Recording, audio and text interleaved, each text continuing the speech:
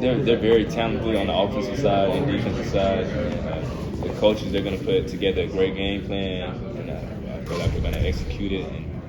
And yeah. Just one quick thought about Aiden Holloway and what he's meant to you guys, because he hit 6 yesterday. You hit 10, but he hit 6 and was part of that barrage. But he's been a guy that's, in 1 year, has really been a guy that's made a lot of improvements and growth. Oh yeah, he's definitely our X factor. When he comes in the game, it's like he's a microwave. He heats up very fast, and when I came out of the game, he picked it right back up, and he's kept going. And, he's just so talented, so special. Can create a shot at the 3-point line, go by the defenders. He's just at times I feel like he's unguardable out there.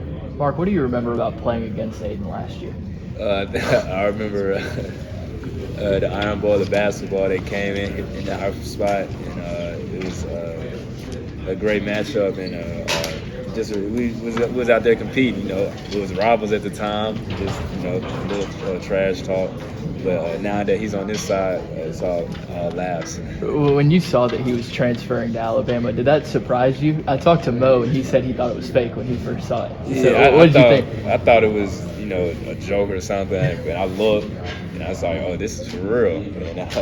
And just for him to be able to do that is, the first person to do that, I'd say, probably ever. Yeah. We embrace him, and he's on the good side now. Where have you seen him grow, and just how have you helped him in that area as an older guard and being able to kind of mentor him? Yeah, I just say our work ethic. We're always in the gym together. We're always shooting together.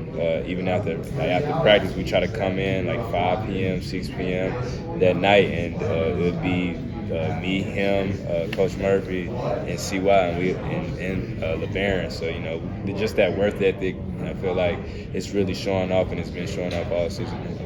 Mark, you mentioned being an underdog. You've been doubted for your size throughout your collegiate career.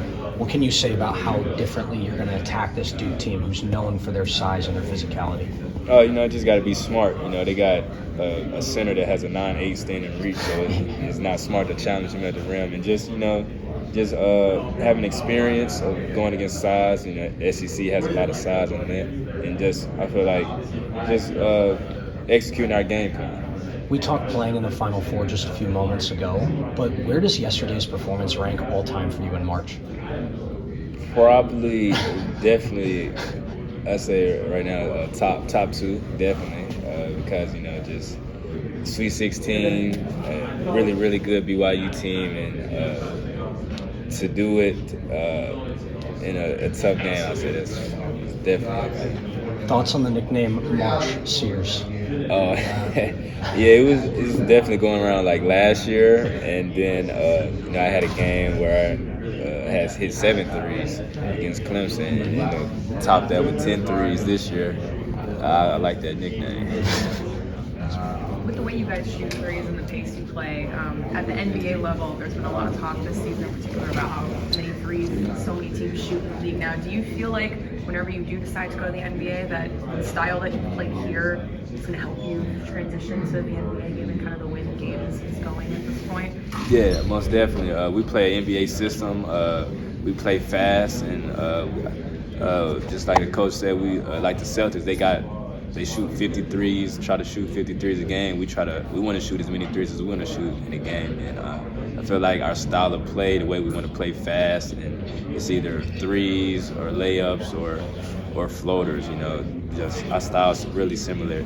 It's very similar to the NBA. Because you're not just jacking them up too. You guys are generating those shots. Like, what is the key to figuring all that out over the course of the season? This is how we're going to generate so many open looks. Yeah. So make or miss, we want to get the ball down to the 3-point line within 3 seconds. So once we do that, we're going to get into a drag ball screen, and then if the help defender want to help at the nail, we just kick it over, and we're playing a 0.5 game.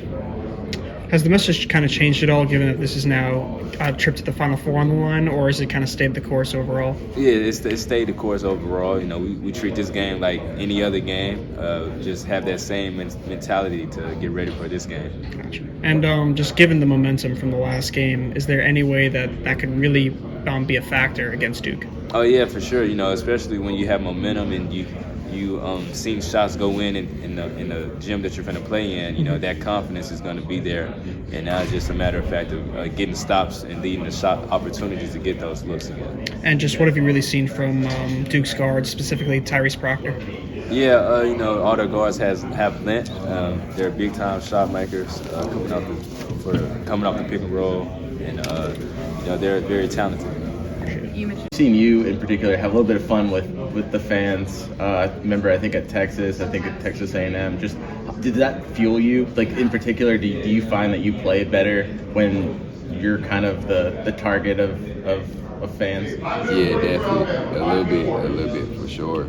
Just because, you know, they be a little chatty. You know, sometimes you don't want to, you know, put your whole attention on them, but you can still hear them in your ear. And, you know, I be hearing a lot of people try to talk to me in the game and stuff like that, but I don't be trying to pay none of that attention. But, you know, just having that target on your back, you know, being on the road is kind of fun because, you know, you play your heart out and just shut their crowd up, and it's just an amazing feeling when you do that. Labaron, when you first got to Alabama, what was it like getting used to this system and how unique it is, obviously the pace and things like that? What were some of the challenges when you first got there? Most people, if you know, see me practice, you would be like, oh, this guy is going to be, you know, probably one of the, you know, top players. But, you know, for me, I didn't, you know, want to hear none of that. I wanted to stay focused on, you know, just earning the right to be on the court with these guys, earning the right, you know, just to be there at Alabama, and just like practicing very hard every day and not complaining about anything. So when I first got there, I just try not to complain at all. Anything that didn't go my way, I just try to be quiet and just learn things. And, you know, it ended up turning out great for me because once I started opening up, and then me and the guys got more comfortable together, you know, you really saw the connection between us. So that was good just to see that when I first got there. Can you describe what the practices are like? Chris was saying that it's unlike anything he's experienced in terms of the pace, the physicality, just like really hard practices. I would say, you know, there's been a couple times. I remember one practice I threw up, you know, on the sideline. It was just like the pace.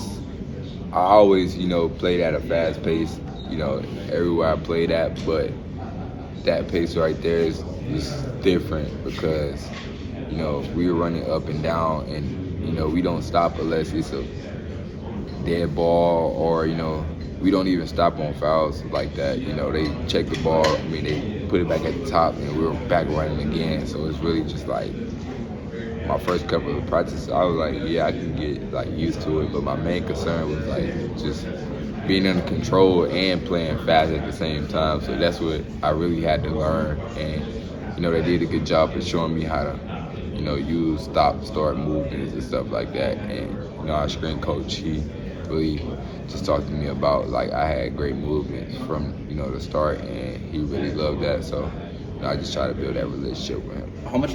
Everybody was like saying we were in the slump, but during the slump we still found a way to win games. So I feel like that's the most important part, is that we can win games, you know, multiple different ways. We can, you know, play defense. We can score 70% of our buckets off twos. We can get hot like we did last night. You know, just really figuring out how to win the game, because in March it's all about winning. And whose performance? Last question, folks. Last question. Over the course of the season, in your opinion, maybe it's you. If it is, don't feel too humble to say it, but for you guys, who is typically the player that when they're going, that lifts the spirits and the motivations and the success of the rest of the team? Like, is it Mark? Is it someone else? Sometimes, you know, it can be an unsuspecting player that when they're going, it really seems to click with the rest of the guys. It's probably not expecting this answer, but I think when Mo Diabate gets going,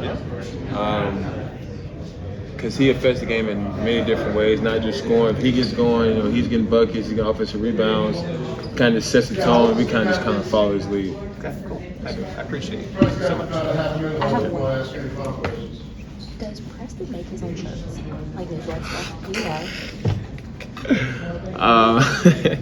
I think he does, to be honest with you. He might not make it, but he has somebody to make it for him. But for sure, yeah. Okay. Because, yeah, he promotes that a lot.